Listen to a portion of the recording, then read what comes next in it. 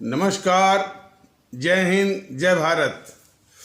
भारतीय अवाम ताकत दल अपने भारतीय भाई बहनों अर्थात अपने देश भारत की जनता अर्थात अपनी भारतीय अवाम से भारतीयता आधारित आपसी श्रद्धा, भारतीयता आधारित आपसी स्नेह, भारतीयता आधारित आपसी प्रेम, भारतीयता आधारित आपसी अखलाक मोहब्बत, भारतीयता आधारित आपसी सहयोग, भारतीयता आधारित आपसी सम्मान, भारतीयता आधारित आपसी एकता, भारतीयता आधारित भारतीय भाईचारा और भारतीयता आधारित आपसी सद्भाव को समझने व उसे आत्मसात करके वैसा ही आचरण एवं व्यवहार करने हेतु और इसके पूरे देश में प्रचार प्रसार करने हेतु और इसकी अहमियत और महत्व को प्रत्येक देशवासी को समझाकर उसे अपनाते हुए वैसा ही आचरण एवं व्यवहार करने हेतु और प्रत्येक देशवासी को अपना ही भारतीय भाई बहन मानकर, समझकर, अपनाकर उनके साथ वैसा ही और उसी अनुसार आचरण एवं व्यवहार करने हेतु सतत, सदैव और हमेशा अदब के साथ, आदर के साथ अर्ज करता है, विनती करता है। अब ये 4 राज्यों के केरल, तमिलनाडु, पश्चिम बंगाल, असम और एक केंद्र शासित राज्य पांडिचेरी या पुदुचेरी में चुनाव की तिथियां घोषित हो गई हैं और और इन राज्यों में और केंद्र शासित राज्य में चुनाव से संबंधित जो है आचार संहिता भी लागू हो गई है। तो चुनाव की सरगर्मी तो पहले से ही थी, लेकिन अब और तेज हो गई है। अब उसका परिदृश्य जिसके विषय में बराबर भारतीय जनता दल बताता रहा है कि ये जो टीएमसी की ममता बनर्जी अब ये कह रही है कि बंगाल में बंगाली राज करेगा और कोई कह रहा था कि वो कह रहे कि बंगाल में हिंदी नहीं लागू होने देंगे। देखिए, इतनी खतरनाक बात। देखिए, ये जो ताकतें हैं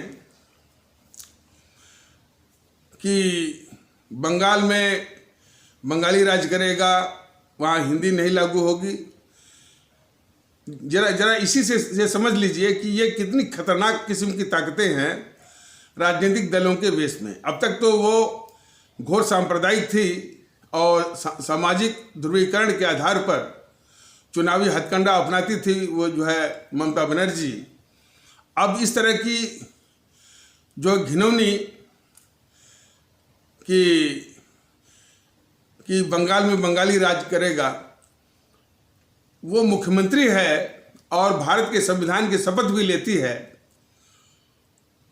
उसको खुद मालूम नहीं है और कोई उसको बताने वाला नहीं है कि इस देश में हर एक भारतवासी को बस एक ही पहचान मिली है कि वो इस देश का भारतीय नागरिक है, जो कि संविधान ने आदेश दिया हुआ है अपने प्रस्तावना के जरिए कि we the people of India, हम भारत के लोग।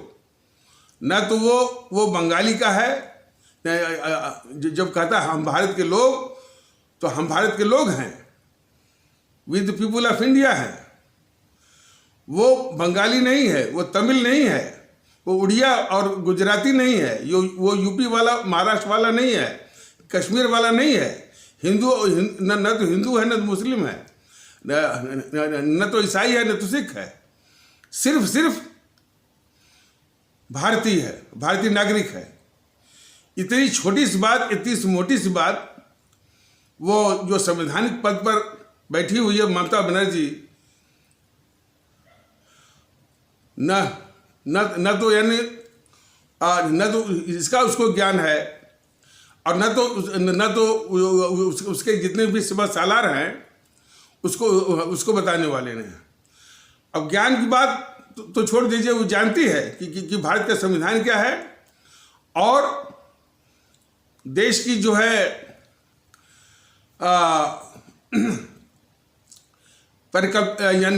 परिकल्पना क्या है।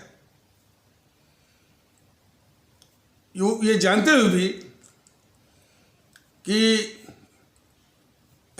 इस देश में बंगाल हो चाहे तमिलनाडु हो, चाहे उत्तर प्रदेश हो चाहे कर्नाटक हो, इनकी अहमियत जो है एक प्रशासनिक इकाई के रूप में है। इस रूप में नहीं है कि वो किसी क्षेत्र विशेष, किसी भाषा विशेष लोगों का ही वो प्रांत है, या उसमें उनका आधिपत्य हो सकता है। तो ये इस तरह की जो, वो भी सरेआम उसका बोलना संविधान विरोधी तो है ही, भारतीय समाज को तोड़ने वाला भी है कि बंगाल में सिर्फ बंगाली राज करेगा और हिंदी जो है, जिसका सम्मान हमारे राष्ट्रभक्त शिरोमणि नेताजी सुभाष चंद्र बोस बराबर सम्मान किया करते थे, और ये ममता बनर्जी बराबर उनका नाम भी गुनाती है, वो फोटो भी लगाती है और उन्हीं के आदर्शों की हत्या भी करती है, वो हिंदी का अपमान करके। मैंने समझता कि कम से कम बंगाल में स्थित, बंगाल में रहने वाले भारतीय भाई बहन जो है, और एक भी भारतीय भाई बहन उसकी इस कुत्सित मानसिकता के समर्थक होंगे। लेकिन देखिए, हमारे पश्चिम बंगाल में रहने वाले भारतीय भाई बहन अच्छी तरह से जानते हैं कि हिंदी कितनी सम्माननीय इस देश की राष्ट्रभाषा है। ये पूरे देश को मालूम है, और पश्चिम बंगाल में रहने वाले हमारे भारतीय भाई बहनों को भी मालूम है अच्छी तरह से। लेकिन चूंकि यह समाज को तोड़ने वाली है, तो कहती है, और वो भी सीना तान करके कि यहाँ हिंदी लागू नहीं होगी और बंगाल में बंगाली राज करेगा। इसके कोई कह रहा था इसका इस तरह से ये भारतीय समाज विरोधी सरेआम बयान यानी कितना खतरनाक है। कल को वो गुजरात के लोग बोलेंगे कि गुजरात में सिर्फ गुजराती राज करेगा, यूपी में सिर्फ यूपी वाला करेगा। तो ममता बनर्जी ऐसे लोगों को पूरे देश के भारतीय भाई बहन और भारतीय जनता ताकत दल भी बताना चाहता है कि यह देश भारत है, और अस्तित्व पहचान भारत की और भारत की है, और पूरे देश के लोगों की पहचान है कि वो भारतीय हैं। और ऐसे लोगों को जो कि भारतीय समाज को बांटने वाले हैं, और उस बांटने के कुत्सित साजिश के आधार पर जो ओटा सत्या हथियाने वाले शख्सियत को हमारा देश और हमारे भारतीय भाई बहन, और ख़ास करके इस समय हमारे पश्चिम बंगाल में रहने वाले भारतीय भाई बहन माकूल जवाब उसको देने के लिए सक्षम हैं और देना चाहिए। और देखिए, इतनी विभाजनकारी, विघटनकारी बात को सरेआम बोल करके वो उल्टे आरोप लगा रही है दूसरे पर, शायद बीजेपी पर, कि बीजेपी देश को बांट रही है। ये वैसे ही है कि देश को लूटने वाले और सबसे बड़े डकैत नेहरू परिवार, गांधी नेहरू परिवार, चांदा चौकड़ी का जो नेहरू परिवार है, और उसका जो सोनिया गांधी और राहुल गांधी, और ख़ास करके ये ये तीनों जो गद्दार हैं, सोनिया गांधी, राहुल गांधी और प्रियंका गांधी में से जो ये गद्दार राहुल गांधी है वो तो गद्दार है भी। और जब वो ये बोलता है मोदी जी को, कौन राहुल गांधी, जिसकी खबरें हैं इस समय कि 40 लाख करोड़ का काला धन उसके नाम से है, और उसकी मम्मी जो गद्दार है वो सोनिया गांधी, उसके नाम से 80 लाख करोड़ है। वह मोदी जी को चोर बोलता है। तो चौकीदार चोर। तो समझ जाइए कि नजारा क्या है, परिदृश्य क्या है कि डकैती भी करो, देश का पैसा भी लूटो और उल्टे दूसरे को चोर भी कहो। उसी प्रकार यानी समाज बांटने का जो है वोट सत्ता हथियाने के लिए समाज बांटने का एक घिनौना वक्तव्य भी दो, प्रचार भी करो और दूसरे के ऊपर आरोप भी लगाओ कि देश को बांटने वाला कोई और है या बीजेपी है। इन सब कुकृतियों में जितनी जिम्मेदार टीएमसी जैसी समाज विघटनकारी ताकतें हैं या भारत विरोधी ताकतें जीएनपीसी, गांधी, नेहरू परिवार, चांडाल चौकड़ी, काकस या वामदल हैं, उससे कम जिम्मेदार ये बीजेपी और आदरणीय प्रधानमंत्री मोदी जी कम नहीं हैं। जरा कल्पना करिए कि इनके शासनकाल में जब से ये आए हैं 2014 से, तब से ये देश विरोधी ताकतें, भारत विरोधी ताकतें और समाज में विघटनकारी ताकतें अपना सिर ही नहीं उठा रही हैं, पूरा जो है अपनी विघटनकारी गतिविधियों का तांडव कर रही हैं। और ये मैंने एक कायरता भरी वो प्रधानमंत्री के रूप में ये देश को जो है वो तमाशा दिखवा रहे हैं। ये भारतीय समाज विरोधी और भारत विरोधी जो ताकतें हैं, गांधी, नेहरू परिवार, चांडाल चौकड़ी, काकस और वामदल, और उसी से उपजी हुई है, उसी से निकली है ये टीएमसी। ये हर वक्त जो है भारतीय समाज को तोड़ने वाली, अब तक तो जो है सामाजिक में, भारतीय समाज में सांप्रदायिक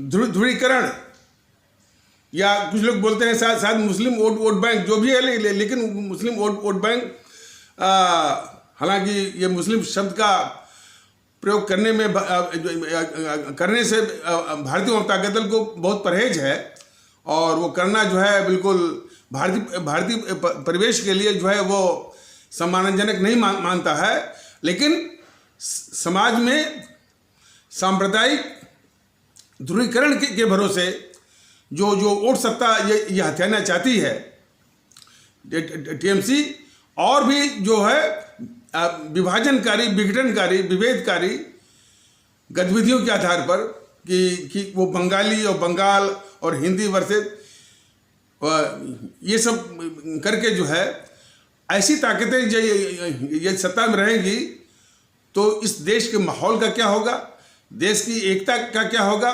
भारतीय एकता का क्या होगा, भारतीय अस्मिता का क्या होगा। और नाम भुनाती है वो सुभाष चंद्र बोस जी का। जरा वो खुद पूछे कि क्या हमारे राष्ट्रभक्त शिरोमणि नेताजी सुभाष चंद्र बोस सिर्फ बंगालियों के लिए जो है अब अपने प्राणों की आहुति दिए थे? क्या वो सिर्फ बांग्ला भाषा के लिए जो है आहुति दिए थे?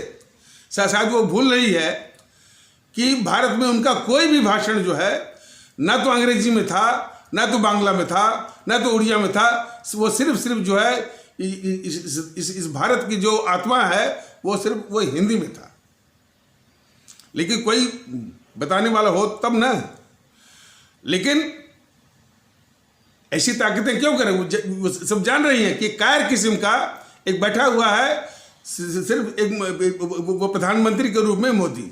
इसीलिए यदि कोई राष्ट्रभक्त किस्म का होता और देश की एकता के प्रति, देश के संवैधानिक जो है वो जो भावनाओं के प्रति यदि सजग होता तो एक इंच भी कोई जो है भारत विरोधी बात करता, तुरंत जो संवैधानिक प्रावधान दिए गए हैं उसका प्रयोग करके इनको वो अनुशासित करता। धारा 356 उनमें से एक इलाज है उसका। लेकिन ये कार बैठा हुआ है ना ये प्रधानमंत्री मोदी। इसलिए इसके शासनकाल में जितने भी भारतीय समाज विरोधी और भारत विरोधी ताकतें जो है यानी भारत विरोधी और भारतीय समाज विरोधी गतिविधियों का तांडव कर रही हैं और ये कार्य की तरह जो है बैठा हुआ, और ये हमारे सभी भारतीय भाई बहनों को नाकाबिले बर्दाश्त है। अभी हाल में ही वो गद्दार राहुल चुनाव में हार के डर से जो 2019 के संसदीय चुनाव में वो अमेठी से भाग करके वो केरल के वायनाड में गया था, और वायनाड में इसी तरह की जिस तरह से ये टीएमसी की ममता बनर्जी बोले थी वो भी यानी भारत विघटनकारी बातें वहां बोल रहा था, उत्तर दक्षिण की बात बोल रहा था। तो ये ताकतें हैं, ये ताकतें कोई भी मौका मिलता है वो देश में विघटनकारी गतिविधियों के आधार पर ही ये चुनाव सत्ता मैंने वोट सत्ता हथियाने की साजिश करते हैं। यह हमारे प्रत्येक आदरणीय भारतीय भाई बहनों को, प्रत्येक आदरणीय भारतीय अवाम को अच्छी तरह से समझ लेना चाहिए कि ये जो ताकतें हैं गांधी नेहरू परिवार, चंडाल चौकड़ी, वामदल और टीएमसी, इनके साथ चिपकने वाले सभी, जिसे टीएमसी है और उत्तर प्रदेश में समाजवादी पार्टी, बहुजन समाज पार्टी, और महाराष्ट्र की जो है शिवसेना, एनसीपी, और जो दक्षिण की पार्टियां हैं डीएमके, एआईएडीएमके, टीडीपी, ये सब की सब जो है समाज में विघटन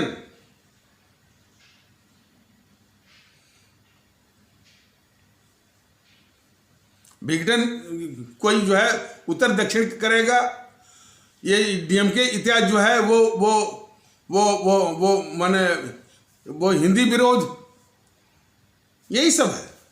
यानी समाज में जितना भी माने जो जितनी भी गंदी चीजें हैं और जितनी भी जो है भारत विरोधी जो है माने ये खुराफाते हैं, उसी के आधार पर ये वोट और सत्ता की राजनीति कर लीजिए, चाहे साजिश कर लीजिए, ये उसी के द्वारा जो है वो सत्ता हथियाने की साजिश करते हैं। तो यह हमारे प्रत्येक आदरणीय भारतीय भाई बहनों को, प्रत्येक आदरणीय भारतीय अवाम को अच्छी तरह से समझना होगा, वरना तो ये सब कितना नुकसान करेंगे इसका अंदाजा आप कर सकते हैं। इसलिए भारतीय अवाम ताकत दल समझा रहा है कि ये सब के सब जिन सफ़ेद अंग्रेज़ों को हमारे इन अमर शहीदों ने अपने खून का बलिदान दे करके भगाया और हम आप सबको उनसे आज़ादी दिलाई, तो वो अपने शिष्य, अपने अनुयायी इन काले अंग्रेजों को सिखा गए कि उन्हीं के एजेंडे को अब ये चला रहे हैं। तो ये या दूसरे शब्द में समझ लीजिए, दुख की बात इसमें हंसने की बात नहीं है कि ये उसी सफ़ेद अंग्रेजों की औलाद हैं जो कि इस देश को जात के नाम पर या जाति के आधार पर, संप्रदाय के आधार पर, भाषा के आधार पर, प्रांत के आधार पर, क्षेत्र के आधार पर या क्षेत्रीयता के आधार पर, समूह के आधार पर, और भी इसी तरह वो संकीर्णता आधारित विचारों के आधार पर भारतीय समाज में विघटन तोड़ना इसी के आधार पर राजनीति कह लीजिए या वोट सत्ता हथियाने की साजिश ये कर रहे हैं। तो इनको परास्त करना आप समझ जाए कि कितना जरूरी है, बल्कि एक दूसरी आज़ादी जो कि उससे अधिक जरूरी है। तो दूसरी आज़ादी के लिए, ताकि ये काले अंग्रेज, ये सब बड़े खतरनाक काले अंग्रेज हैं, जीएनपीसी, वामदल, ये TMC, Samajwadi party, Bahujan Samaj party, Akali, Shiv Sena, NCP, DMK, TDP, AIADMK, सभी के सब, और आरजेडी, ये सब काले अंग्रेज हैं। इनको परास्त करना है। इसलिए भारतीय जनता दल, जिसे है ना कि लाख दुखों की एक दवा, तो अभी एक दवा वही है नोटा दबाइए, और वो नोटा का प्रतिशत जो 18-20 से काम नहीं चलेगा, वो 70-80% जाना चाहिए, वहीं से समाधान निकलेगा। ये सारी शक्तियां जो है वो परास्त होनी चाहिए। बीजेपी इन सारी शक्तियों को पालने वाली है। बीजेपी का ये साजिश है कि ये शक्तियां चाहे कितनी भी वो समाज के लिए घातक हों, भारत के लिए घातक हों, लेकिन इन्हीं जब ये रहेंगी तो इन्हीं को दिखा करके ये अपने पक्ष में वोट का माहौल बनाएंगे, जो है चुनाव जीतेंगे, वोट हथियाएंगे, माने वोट बटोरेंगे और सत्ता हथियाएंगे। ये साजिश है बीजेपी की और मोदी की। तो वो भी कम राष्ट्रघाती नहीं है, देश विरोधी नहीं है, गद्दारी का नहीं है, से कम नहीं है, घोर गद्दारी का बीजेपी वालों का।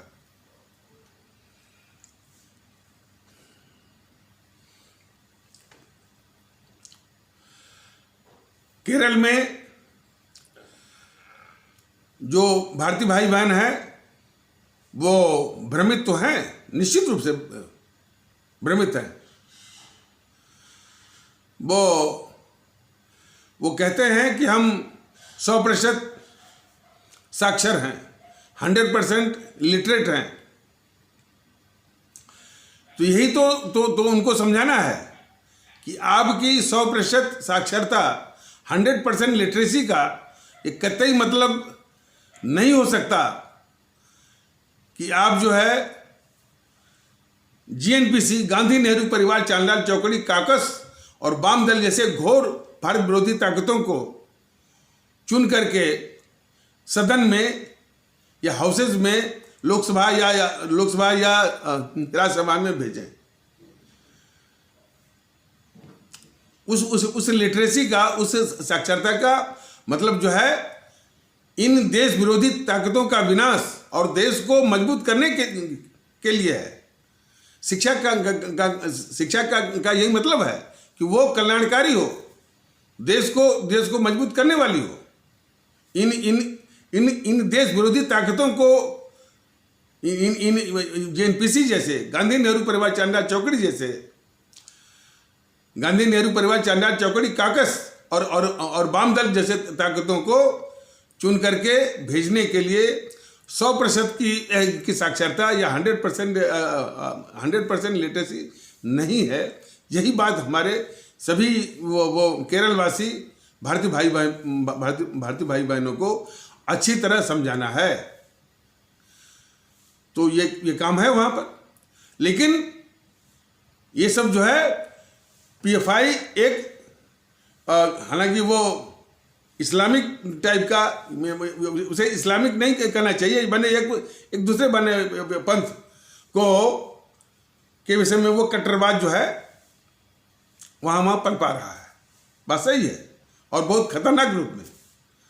तो उसका इलाज जो है एक दूसरे पंथ के द्वारा नहीं किया दूसरे पंथ के द्वारा या हिंदू सनातन की मानसिकता से उसका इलाज नहीं किया जा सकता। और वो इस तरह के इलाज का प्रयास बहुत ही खतरनाक और जहर के बराबर है। उसका इलाज सिर्फ जो है देशभक्ति, राष्ट्रभक्ति के जज्बे से ही जो है मुमकिन है, संभव है, और जो है वो सार्थक है, और वही कामयाब होगा।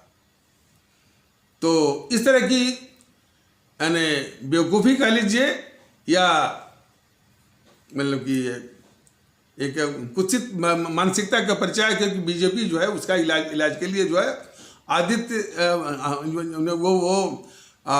योगी आदित्यनाथ, जो कि आदरणीय मुख्यमंत्री है उत्तर प्रदेश के, उनको भेज रही है। तो ये उसको भी समझना चाहिए।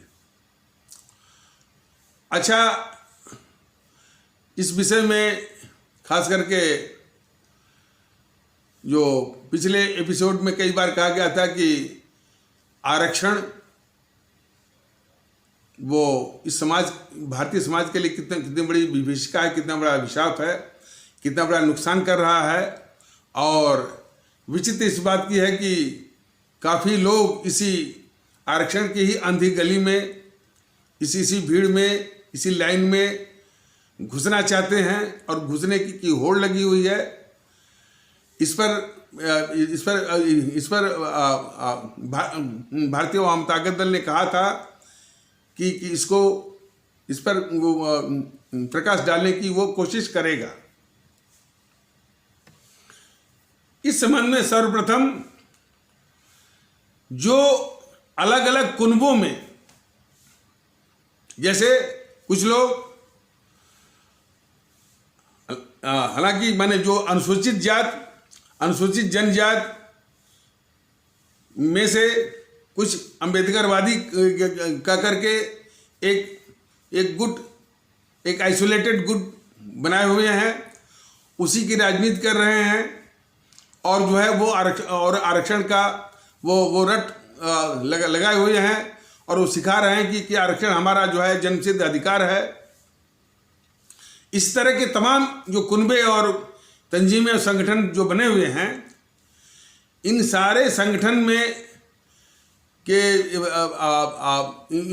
इन संगठनों में फंसे हुए हमारे जितने भी आदरणीय भारतीय भाई बहन हैं, उनसे भारतीय वाम ताकत दल ये कहना चाहता है कि इन अलग अलग आइसोलेटेड, सेक्लूडेड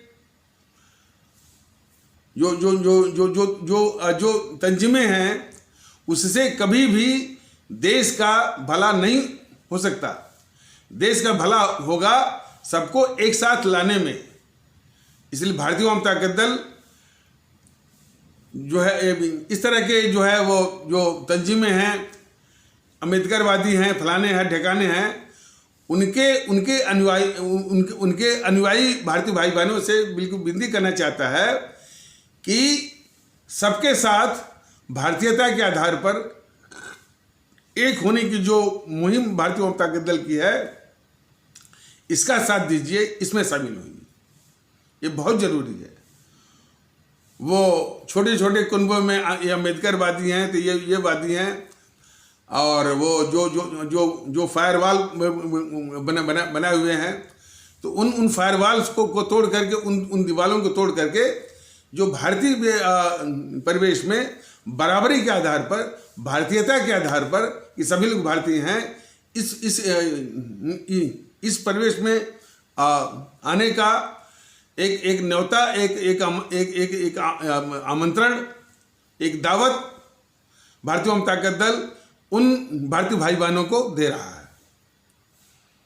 और वो इसलिए जरूरी है कि हम मान लीजिए कि जो पिछड़े भारतीय भाई बहनों का वाकई में कल्याण करना चाहते हैं, तो इसके लिए सत्ता चाहिए, और सत्ता जो है वो तभी मिल सकती है, सत्ता का उपकरण तभी मिल सकता है कि जब ऐसी नीति चलाई जाए जो कि सबको शामिल करती हो, पूरे जो है जो कि पूरे देश के लोगों को शामिल करती हो। छोटे छोटे कुनबों के आधार पर राजनीति करने से जो है सत्ता का उपकरण हासिल नहीं हो सकता।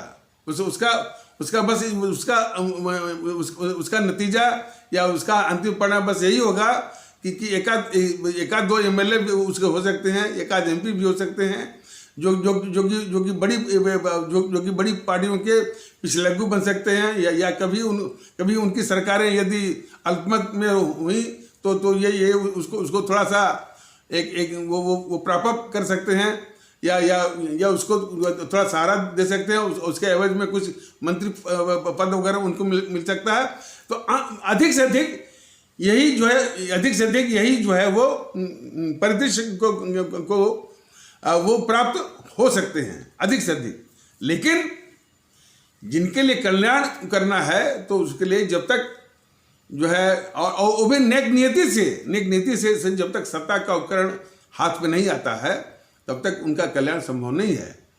तो सत्ता के उपकरण के जरूरी है कि ऐसी नीति चलाई जाए, ऐसी आइडियोलॉजी चलाई जाए, ऐसा प्रयास किया जाए कि हमारे देश के सभी लोग एक साथ हों, और वो सत्ता का उपकरण हाथ में लेकर के जितने भी इस तरह के काम है, खास करके कि जो साधनहीन हैं, जो गरीब हैं, उनके लिए नीति बनाना, उनके लिए जो है उन नीतियों को बिल्कुल 100% जो है वो अमल में वो लाना, लागू करवाना, ये सब कुछ संभव है।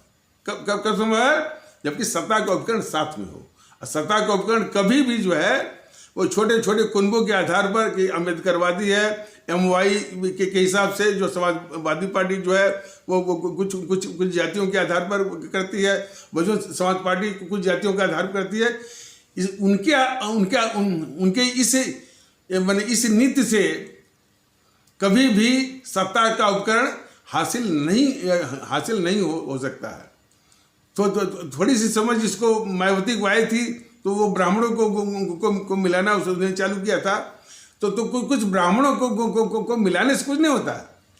नीति वो होनी चाहिए कि पूरे देश के लोग एक साथ हों। तो उससे मैंने सत्ता तो मैंने एक गौड़ चीज है, सेकेंडरी चीज है। सबसे बड़ी चीज है कि एकता, भारतीय एकता। तो भारतीय एकता से जहाँ इस देश में एक एकता को मजबूती मिलेगी, भारतीयता का माहौल आएगा, और उपकरण भी साथ में आ सकता है। और उस सत्ता के उपकरण के द्वारा जो भी जन कल्याणकारी माने योजनाएं हैं, बातें हैं, जो कार्य हैं, बड़े आराम से किया जा सकता है। लेकिन अलग अलग छोटे छोटे वो संकीर्ण कुनबों पर आधारित राजनीति के द्वारा कभी नहीं। तो इसलिए सबसे जरूरी है कि अलग अलग छोटे छोटे कुनबों में जो ये फंसे हुए हमारे भारतीय भाई बहन हैं, वो अम्बेडकरवादी की तरह ये अम्बेडकरवादी समाज है, ये समाज है। अब उन फायरवॉल्स को, उन दीवारों को तोड़ करके वो भारतीय भाई बहन भारतीय परिवेश में आए, और सबके साथ जो है वो भाईचारा, भारतीय भाईचारा के आधार पर जो है एकता को और भाईचारा के वातावरण को महसूस करें, उसका लाभ उठाएं और उस जज्बे को महसूस करें। यह आवश्यकता है, पहली आवश्यकता ये है। और इसलिए भारतीय जनता के दल उन भारतीय भाई बहनों से विनम्र विनती कर रहा है। और अब ये जो आरक्षण है, जैसा कि बताया गया है कि इस आरक्षण का जो कि जातिगत यानी जाति आधारित आरक्षण है, इसलिए इस जातिगत आरक्षण होने के कारण जो हमारे इन पिछड़े भाइयों में से एक नए किस्म के जो सामंत शाह और संभ्रांत शाह पैदा हो गए हैं। मायावती को देखने से क्या लगता है कि वो पिछड़ा अभी भी रह गई हैं वो, या क्या दलित अभी भी रह गई हैं वो? उनके पास जो उनके पास जो रुपए पैसे और समृद्धि का जो अंबार लगा हुआ है, जो उनके ठाट बाट लगे हैं, तो क्या अभी भी वो दलित हैं? हालांकि दलित शब्द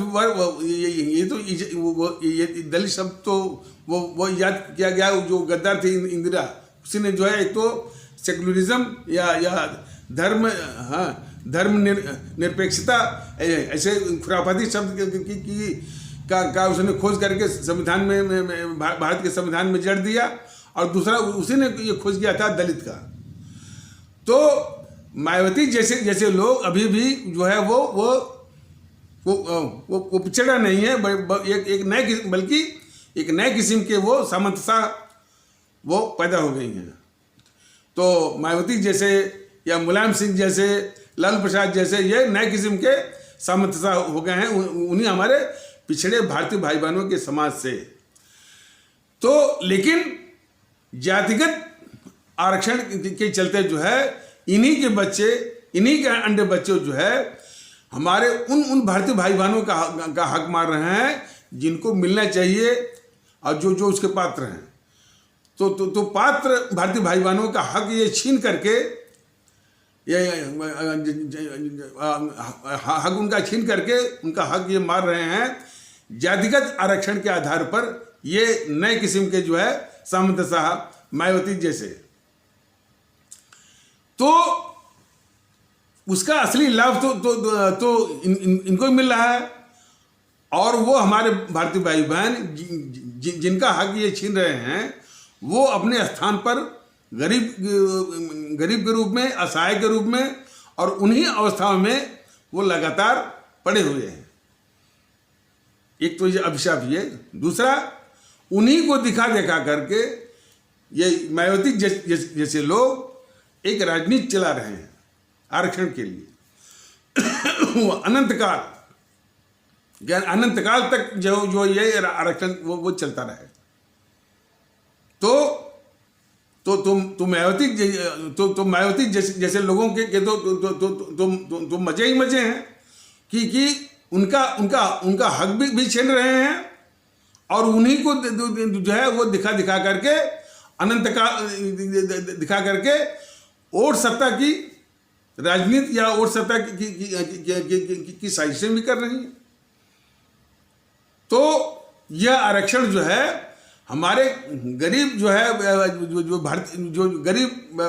भारतीय भाई बहनों के लिए तो हुआ नहीं, वो इनके लिए हुआ जो नए किस्म के सामंत शाह पैदा हो गए हैं मायावती जैसे लोगों के लिए। उनको मतलब कि ऐसे लोगों को ही फायदा पहुंचाने के लिए ये आरक्षण की व्यवस्था है। लेकिन इस पर कोई बोलता नहीं। सवाल इस बात करके है कि ये कितना घातक है, इस पर कोई भी पार्टी नहीं बोलती है। एनपीसी ने तो लागू किया, बीजेपी भी उसी के पीछे भी जो है इसको पुष्पित और पल्लवित कर रही इस आरक्षण की अभिशाप को या विभीषिका को। लेकिन भारतीय जनता दल इसमें विश्वास करता है कि जिसमें भलाई हो, जिसमें लोगों की भलाई हो, देश की भलाई हो, देश का हित हो, देश में एकता है, भाईचारा है, वही बात करेगा।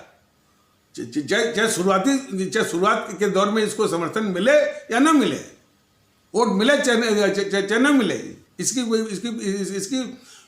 बगैर वो परवाह किए हुए जो देश हित में है, लोगों के हित में, अपने आवाम के हित में है, वही बात करेगा और करता रहा है और आगे भी करेगा। और आगे भी क्या नुकसान है? ये आरक्षण हमारे उन भारतीय भाई बहनों जो मतलब पिछड़े किस्म के हैं, जिनको एक तो भारतीय जनता दल उनको न तो हरिजन कहता है, न तो उनको अनुसूचित जाति कहता है, न तो उनको अनुसूचित जनजाति कहता है। माने इन शब्दों से दूर, इन अल्फाजों से दूर भारतीय जनता दल ने बस एक ही आदर्श सूचक संबोधन को उचित माना है कि हमारे पिछड़े भारतीय भाई बहन, माने हमारे भारतीय भाई बहन है, लेकिन पिछड़ापन है उनके साथ, और उस पिछड़ेपन के प्रति भारतीय जनता दल बहुत गंभीर है। तो उनमें प्रतिभा है, लेकिन यह आरक्षण उनकी प्रतिभा को 25% पर 30% पर वो उसको कुंठित कर देता है और ठप्पा भी लगा देता है आरक्षित। ये दो अभिशाप है यानी उन हमारे पिछड़े भारतीय भाई बहनों के प्रति आरक्षण के प्रति जातिगत आरक्षण के द्वारा, इसको समझने की जरूरत है। जबकि उनकी प्रतिभा 100% की है, तो जरूरत किस बात की है कि उनके 100% वाली या उससे भी अधिक प्रतिभा को निखारा जाए, उनको काबिल बनाया जाए।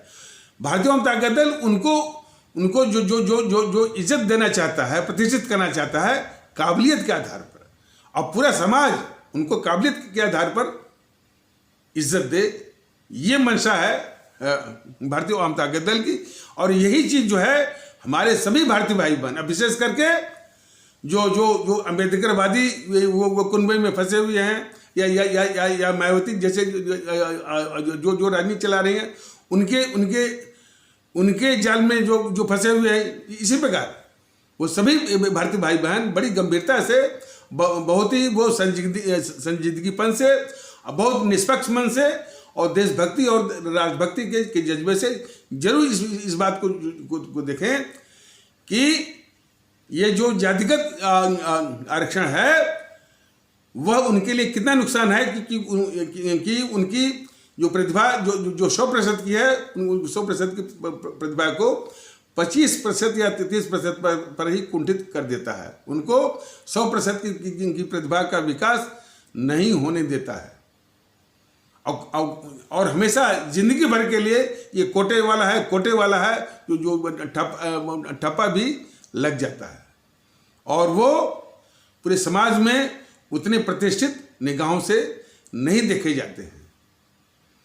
और जबकि वो प्रतिष्ठित जो है वो इज्जत की निगाहों से देखे जा सकते हैं, वो काबिल भी हो सकते हैं, लेकिन जातिगत आरक्षण के आधार पर नहीं, बल्कि उनको पूरी मदद दी जाए, आर्थिक मदद दी जाए, सीखने का बिल्कुल उपयुक्त पूरा पर्याप्त वातावरण दिया जाए, एक मनोवैज्ञानिक प्रेरणा भी दी जाए कि भाई ये जो साधन दिया जा रहा है बड़े देश का और भारतीय समाज का बहुत बेशकीमती साधन है, इसका इस्तेमाल करो, पढ़ो, परिश्रम करो, मेहनत करो, काबिल बनो, अपनी प्रतिभा को निखारो।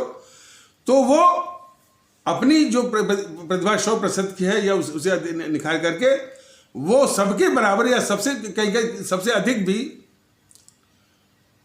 प्रतिभाशाली होकर के, मेधावी होकर के, जीनियस होकर के, काबिल होकर के इस समाज में प्रतिष्ठा वो कमाएंगे, इज्जत कमाएंगे, लेकिन जो है वो कोटे वाला होकर के नहीं।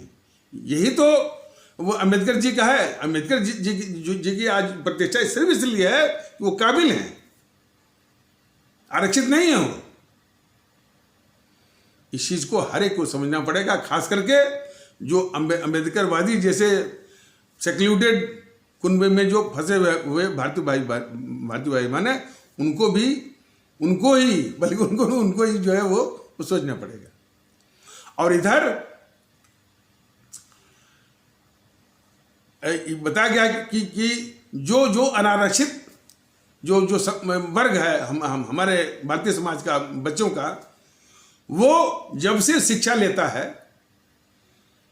और जब से जो है किसी टेक्निकल वो शिक्षा लेता है, चाहे मेडिकल का चाहे इंजीनियरिंग का, माने पढ़ाई, इसके बाद टेक्निकल इंस्टीट्यूशन में प्रवेश, तो वहाँ भी आरक्षण, और यदि उसमें पास कर गया तो नौकरी के लिए आरक्षण, और फिर नौकरी में हर एक स्टेज पर आरक्षण, फ्रॉम क्रेडिल टू ग्रेव, यानी ये कहावत है, यानी पालने से लेकर के और जो है वो कब्र तक आरक्षण ही जो है वो विभिचिका बनी हुई है, वो हमारे अनारक्षित बच्चों के लिए। और आज जो मानसिकता है वो आरक्षित बनने की, कोटे वाला बनने की। तो जो और इसे अच्छा तो खास करके जो इस तरह से जो अनारक्षित या अनरिजर्व कैटेगरी के जो हमारे बच्चे हैं, जो फ्रॉम क्रेडिल टू ग्रेव जो भुगतते हैं, उनमें एक कुंठा होती है और उनकी तादाद ज़्यादा है। तो इससे राष्ट्रीय उत्पादकता, नेशनल प्रोडक्टिविटी, नेशनल इफिशिएंसी पर बहुत ही प्रतिकूल असर पड़ता है। इसको सबको सोचना चाहिए, इस पर सबको सोचना चाहिए कि it is deadly against national efficiency and national productivity. ये बहुत ही गंभीर विषय है, जहां पर काफी लोग जो है वो पूरे उसमें कुंठित हों। वो क्या योगदान देंगे और क्या वो प्रोडक्टिव और क्या योगदान देंगे, क्या वो प्रोडक्टिव देंगे। तो एक और इसका जो दूसरा माने जो आगे इसका जो दुष्परिणाम है, समाज में जो माने जो एकता होनी चाहिए, भावनात्मक एकता होनी चाहिए, पूरे भाईचारा का वातावरण होना चाहिए, उसमें बहुत बड़ा बाधक है ये जातिगत आरक्षण। अब इस आरक्षण के चलते कुछ लोग, यानी जो उनको सिखाया पड़ा है, दोष उनका नहीं है, स्वार्थी तत्वों ने जो सिखाया है कि आरक्षण को अपना जन्म सिद्ध अधिकार, बर्थ राइट मान चुके हैं जातिगत आरक्षण को। ये बहुत ही गलत है। जो भारतीय जनता दल ने जो अभी बताया है और आगे भी बताएगा और आश्वस्त करेगा कि जन्म सिद्ध अधिकार नहीं, बल्कि ये उनके लिए भी अभिशाप है। अभी जो बताया गया है, इसको जितना जल्दी मैंने इसका विनाश हो जाए, नाश हो जाए, समूल समाप्त हो जाए, इसलिए तो भारतीय जनता दल कहता है कि भारतीय जनता दल को जब भी मौका मिलेगा, इसको उसी तर्ज पर, उसी लाइन पर, उसी तरह से इसको समूल समाप्त करेगा, जिस प्रकार हमारे महान राष्ट्रभक्त और बहुत बड़े दार्शनिक हमारे चाणक्य जी ने कुश को समाप्त किया था, उसके जड़ में मट्ठा डाल करके। तो और उससे भी बड़ी बात है कि जिस देश में आरक्षित होने की होड़ हो, रिजर्व होने का कंपटीशन या प्रतिस्पर्धा हो, वह देश, वह समाज टिक नहीं सकता, लास्टिंग हो नहीं सकता। उसको यदि एवर लास्टिंग बनना है और शाश्वत रहना है, तो काबिल बन करके उसके सामाजिक परिवेश में जो है काबिल बनने की, प्रतिभाशाली बनने की होड़ होगी, तभी वो समाज जो है एवर लास्टिंग, शाश्वत, इटर्नल वो बन सकता है। लेकिन जातिगत आरक्षण के द्वारा जो है वो आरक्षित होने की होड़ को लेकर के कभी भी वो समाज, कभी वो देश जो है शाश्वत या एवरलास्टिंग या इटर्नल वो बन नहीं सकता। इसे शाश्वत तथ्य को या कड़वे सत्य को सभी को समझना पड़ेगा। इसलिए जितना जल्दी हो सके इस जातिगत आरक्षण की समाप्ति होनी चाहिए। यही चीज जो है भारतीय जनता दल अपने सभी आदरणीय भारतीय भाई बहनों को, अब विशेष करके जो कुनबा आधारित जो राजनीति चला रहे हैं, अम्बेडकरवादी फलाने, और कौन एक चंद्रशेखर करके उसको रावण कहते हैं, पता नहीं क्या, वो भी सिखा रहा है कि आरक्षण मेरा, जातिगत आरक्षण मेरा जन्मसिद्ध अधिकार है। तो खैर भारतीय जनता दल का उन हमारे भारतीय भाई बहनों से निवेदन है कि उनकी बातों, उनके इस भ्रमजाल से बाहर निकल करके भारतीय वो परिवेश में आए और जातिगत आरक्षण को समाप्त करके ऐसी व्यवस्था हो जो कि प्रत्येक साधन विहीन गरीब जरूरतमंद को पूरी आर्थिक मदद, और इसके पहले भी बताया गया पूरा से मतलब कि फिर किसी भी बात के लिए, यानी किसी भी बात के लिए उनकी और पर वो निर्भरता ना हो। जैसे बच्चा पढ़ने वाला हो तो उसका ड्रेस है, उसका कापी किताब है, और हॉस्टल में रहने का खर्चा है, सब कुछ, यानी किसी के लिए भी उसको चिंता नहीं करना है, बस उसको पढ़ना है, और उसी प्रकार सीखने में, ट्रेनिंग में भी पूरी मदद, तो पूरा वो निखर के आएगा। अरे अभी जो है जो एशियन गेम्स में हमारे पिछड़े समाज के ही लोग, जब उनको मौका मिला वही लोग लाए मेडल, और उस सबसे बड़ा तो प्रमाण हमारे बाबा साहब हैं, अम्बेडकर जी। वो जब वो अध्ययन किए पूरे विश्व के प्रसिद्ध जगहों पर, लंदन पढ़े, अमेरिका पढ़े, जर्मनी पढ़े, कनाडा पढ़े, तब जाकर के वो देश का इतना बड़ा हीरा बने, इतने मशहूर शख्सियत बने, और देश के लिए इतने बेशकीमती हीरा और व्यक्तित्व और इतने बड़े राष्ट्रभक्त बन सके। जातिगत आरक्षण के बुते नहीं, और जातिगत आरक्षण जो है ये उनके द्वारा भी नहीं वो दिया गया। ये तो जो देश के दुश्मन एनपीसी, गांधी नेहरू परिवार, चंद्रनाथ चौकड़ी, कागज वालों ने डाला हुआ, बदनाम करते हैं इनको, इसलिए कि ये काफी भ्रम भी है, भारतीय समाज के बड़े तबके में भ्रम है कि यही अम्बेडकर जो इसी ने संविधान बनाया और इसी ने जो है वो आरक्षण को डाल दिया। ये दोनों चीज गलत है। पिछले एपिसोड में बताया गया है कि संविधान बनाने में योगदान जरूर है बाबा साहब का, लेकिन उन्होंने संविधान बनाया, ये गलत है। संविधान बनाने के लिए संविधान सभा, और संविधान बनाने में सबसे अधिक योगदान हमारे डॉक्टर राजेंद्र प्रसाद का है, जो कि संविधान सभा के अध्यक्ष थे, और इन्होंने जो है आरक्षण की बात कभी नहीं की। इन्होंने क्या बोला था, हालांकि चूंकि ये बड़ा लंबा हो रहा है, तो आगे आने वाले एपिसोड में फिर बताया जाएगा कि जिस समाज के साथ जो है अन्याय हुआ था हजारों साल तक, उसको कैसे मरहम लगाया जाए, ये चिंता थी उनकी। आरक्षण की बात जो है बाबा साहब ने कभी नहीं की थी। तो आगे एपिसोड में इसके विषय में और भी बातें जो है सब विस्तार बताई जाएंगी। तो तीन ही आवश्यक शब्दों के साथ इस आवश्यक परिचर्चा को यहाँ पर विराम दिया जाता है। तब तक के लिए नमस्कार, जय हिंद, जय भारत।